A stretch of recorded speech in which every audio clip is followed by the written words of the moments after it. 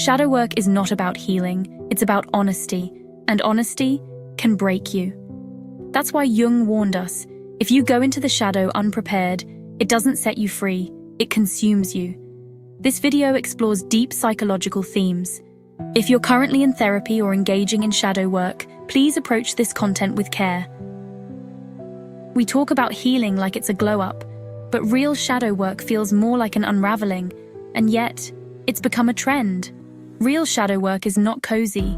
It's confusing, sometimes scary, and honestly, it can make you feel like you're falling apart. Your shadow isn't just the dark parts of you, it's the disowned parts, the shame, the rage, the need for control, but also your ability to say no, your creativity, your joy. What we're covering today is drawn from Jungian therapy frameworks, trauma-informed psychological practices, and clinical insights from depth psychologists. This isn't TikTok shadow play. This is real shadow work for real people who want to know themselves without losing themselves. So, how do you perform shadow work without losing yourself? Step 1. Name the trigger, not the trait. Most people try to start shadow work by asking, "What's wrong with me?" But that's the wrong door. Instead, ask, "When do I feel disproportionate emotional reactions and why?" The shadow doesn't show up in neutral moments. It shows up when you're triggered. You're not doing something wrong when you're reactive. You're getting a signal. Your unconscious is speaking. Let's say you're at a group dinner and someone keeps interrupting. Everyone else shrugs it off. But you're fuming. They always need to be the center of attention. It's exhausting. Now here's the key. You think you're judging them, but you're simply revealing you. Maybe as a child, you were punished for being expressive. And now, when you see someone owning that space, it triggers the part of you that wasn't allowed to. Reactions like these are breadcrumbs. It's not about the trait, it's about your wound. Carl Jung called this projection. It's when we unconsciously assign the parts of ourselves we can't accept onto someone else. The goal here isn't to blame yourself, it's to become aware of the emotional fingerprints left behind by your past. Try creating a trigger tracker. For 2 to 3 weeks, track moments when you feel emotionally off-center, annoyed, enraged, ashamed, deeply uncomfortable. Log what happened, who was involved, what judgment came up, what it reminded you of. You're not hunting for logic, you're tracing patterns, because your shadow doesn't speak in words, it speaks in reactions. Step 2. Track emotional repetition. Shadow materials don't just show up once, they loop. That moment at the dinner table with the interrupting friend, it wasn't isolated. You've probably felt the same irritation with the loud coworker, or the confident friend, or even a movie character. It's not a coincidence, it's your unconscious knocking. Jung called this the hook, and it's when something emotionally snags you and won't let go. It usually mirrors something you haven't accepted in yourself. But here's what's tricky. Society will tell you, it's just them. They're annoying. But if that's true, why don't other people care as much? If your emotional reaction is louder than the moment calls for, it's probably not about them, it's about you. At the end of each week, look back through your trigger tracker. Ask, what emotional themes have repeated? For example, anger, envy, shame. What traits do I consistently judge in others? What parts of me might I be projecting outward? You're not diagnosing yourself. You're mapping the terrain you've been walking your whole life. Let's quickly zoom in on one emotion we really don't like to admit. Envy. It's shameful. It makes us feel small. But envy is one of the clearest arrows pointing to your shadow. Not because you're a bad person for feeling it, but because it reveals something you may have buried. Jungian therapists often say, envy is admiration twisted by repression. When you envy someone's confidence, lifestyle, freedom, or creativity, you're not just irritated, you're disconnected from something you want but don't believe you're allowed to have. Ask yourself, what part of me is aching to be seen? What dream or quality have I exiled from my identity? Sometimes your shadow isn't just dark, it's brilliant. And you're afraid to shine in the same ways you find annoying in others. Step 3. Journal the taboo without editing. Journaling is everywhere these days, but shadow journaling is a different beast. This isn't about gratitude. It's about giving voice to thoughts you'd never say out loud. Your job isn't to be kind, or balanced, or even rational. Your job is to be honest. Write the things you're afraid someone might find in your notebook. Write the things you'd deny if asked out loud. Why? Because the moment you can admit it to yourself, you take its power away. You're not justifying the shadow, you're witnessing it. Here are a few sentence starters to help with capturing the uncensored truth. I hate when people XYZ. A part of me secretly enjoys blank. If I'm being honest, I sometimes wish that. I judge people who... The part of me I try to hide is, don't write like someone's watching. Write like it's the first time you're listening. When I first tried shadow journaling, I wrote something that made me slam my notebook shut. I couldn't believe that thought lived in me. But here's the truth. It always had. I just hadn't let it speak. The hardest part of shadow work isn't writing the words. It's not deleting them. Step 4. Create a container before you go deeper. This step is not optional.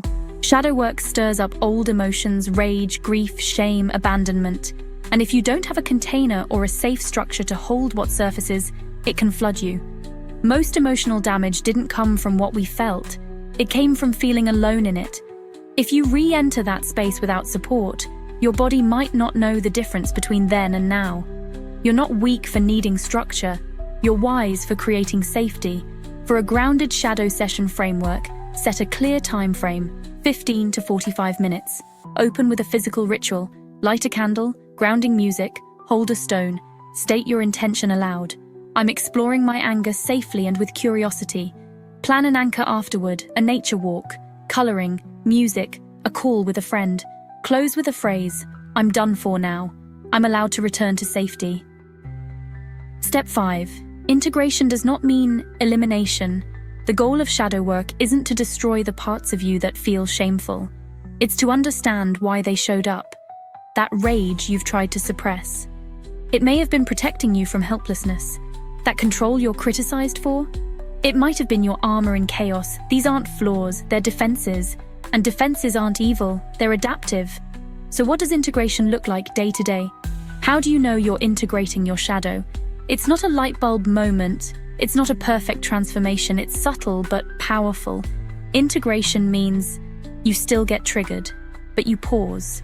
You feel the need to control, but you reflect instead of reacting. You feel jealousy and get curious instead of ashamed. You don't stop feeling the hard stuff. You just stop being ruled by it. You might start catching yourself mid-pattern and thinking, oh, this is the part of me that gets scared when I don't feel in control. That's shadow work in real time. Not fixing, not purging, relating differently to the parts of you used to reject. So don't look for perfection. Look for pattern awareness. Look for a softening, a pause, a breath. That's integration unfolding. Try writing a letter from the shadow. Write it as if you are the part of you that feels ugly, unworthy, or too much. Let it speak. What is it afraid of? What was it protecting? What does it wish you knew? You may discover that your shadow isn't a monster. It's a younger version of you, one that's been carrying pain alone for too long. If this is hitting something real for you, pause, breathe. And if you want more content like this that doesn't sugarcoat healing, like subscribe and click the notification bell.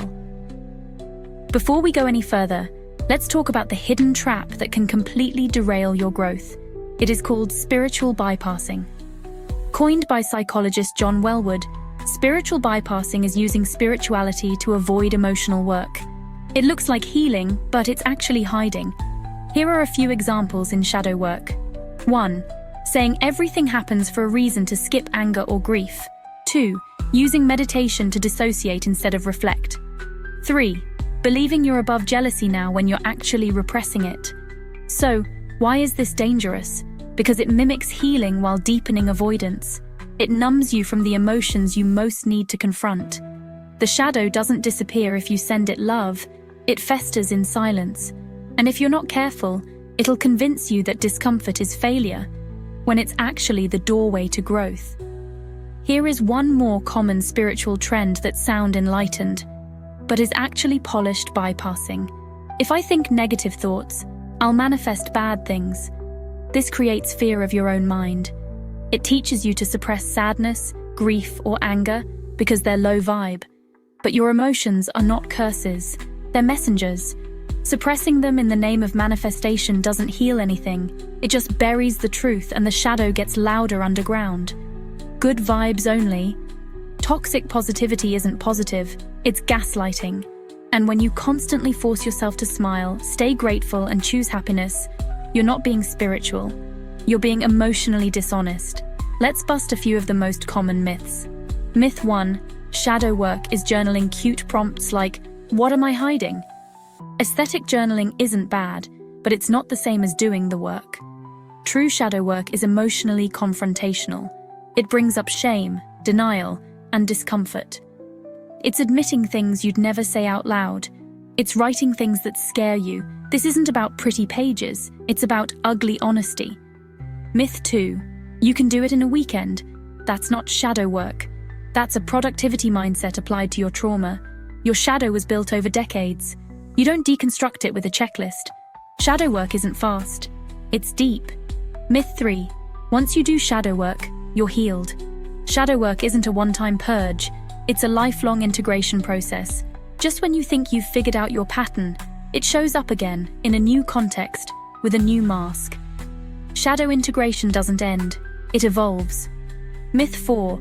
Your shadow is only made up of bad traits. Yes, your shadow holds envy, rage, control, but it also holds everything you repressed to survive. Joy, if it wasn't safe to be happy.